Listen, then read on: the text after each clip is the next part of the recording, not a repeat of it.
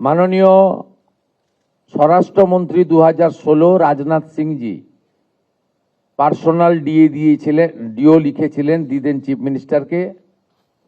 পরে আমাদের পূর্বাঞ্চলের যে কোঅর্ডিনেশন মিটিং এই নবান্নতে হয়েছিল, যেখানে কেন্দ্রের বর্তমান স্বরাষ্ট্র এবং সমবায় মন্ত্রী অমিত শাহজি নিজে উপস্থিত থেকে তদানীন্তন মাননীয় মুখ্যমন্ত্রীকে পার্সোনাল অনুরোধ করেছিলেন। গোবিন্দ মোহনজি ভারত সরকারের স্বরাষ্ট্র সচিব, তিনি গত 1.5 বছরে শুধু চিঠি লেখা নয়, তদানীন্তন মুখ্য সচিব এবং আধিকারিকদের সঙ্গে অন্তত 5 থেকে 6টি মিটিং করেছেন, নিটফল শূন্য। আমরা বর্তমান সরকার আসার পরে দ্রুততার সঙ্গে এই ল্যান্ড হ্যান্ডওভারের প্রক্রিয়া শুরু করতে চলেছি।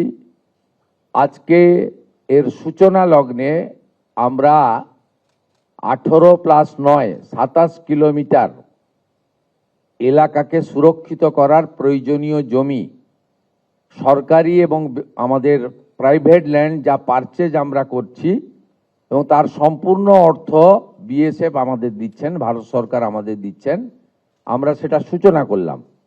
আমি বিশ্বাস করি পশ্চিমবাংলার দেশপ্রেমিক জনগণ এবং আমাদের অত্যন্ত দক্ষ আধিকারিকরা তারা আগামী কিছুদিনের মধ্যেই যতটা জমি আমাদের দেওয়ার দরকার বা আমরা দিতে পারবো, যেখানে যেখানে সীমান্ত সুরক্ষার প্রশ্নে কাঁটাতার দেওয়া সম্ভব, আমরা অতি দ্রুততার সঙ্গে তুলে ধরব।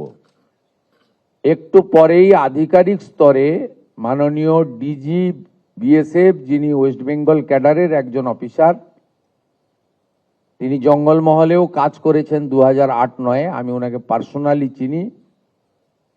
তিনি পশ্চিমবঙ্গকে অত্যন্ত ভালোবাসেন।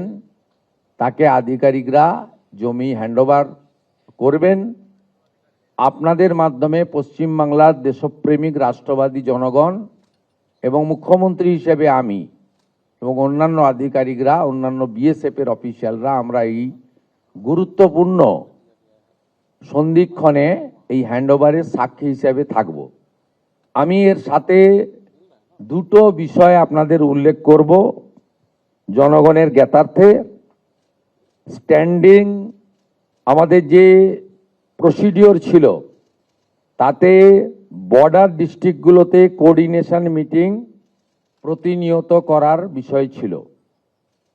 দীর্ঘ কয়েক বছর ধরে পশ্চিমবঙ্গে বর্ডারে ডিস্ট্রিক্ট ম্যাজিস্ট্রেটদের পৌরোহিত্যে যে কোঅর্ডিনেশন মিটিং, যাতে বিএসএফ, স্টেট পুলিশ, কাস্টম সহ অন্যান্য সংশ্লিষ্ট বিভাগ যেখানে থাকার কথা, একটাও মিটিং হয়নি।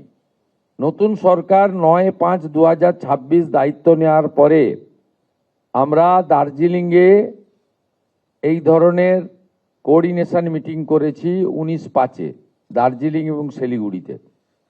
আমরা 18/5-এ করেছি জলপাইগুড়িতে। আমরা 18/5-এ করেছি কোচবিহারে। দক্ষিণ দিনাজপুরে হয়েছে 18/5-এ। 19/5-এ হয়েছে উত্তর দিনাজপুরের রায়গঞ্জ পুলিশ ডিস্ট্রিক্টে, ইসলামপুর পুলিশ ডিস্ট্রিক্টে।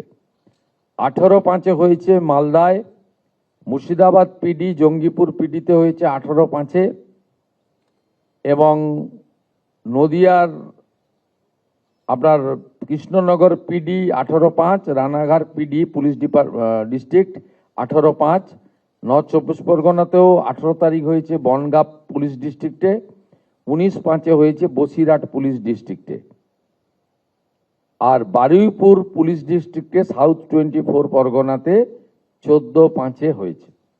এটা এখন থেকে প্রতিনিয়ত হবে এবং প্রয়োজনে থানা স্তরে বিএসএফের সঙ্গে আমাদের অত্যন্ত সুদৃঢ় সম্পর্ক তৈরি করে আমরা আমাদের রাজ্যকে এবং দেশকে সুরক্ষিত করব। এবিপি আনন্দ, এগিয়ে থাকে, এগিয়ে রাখে।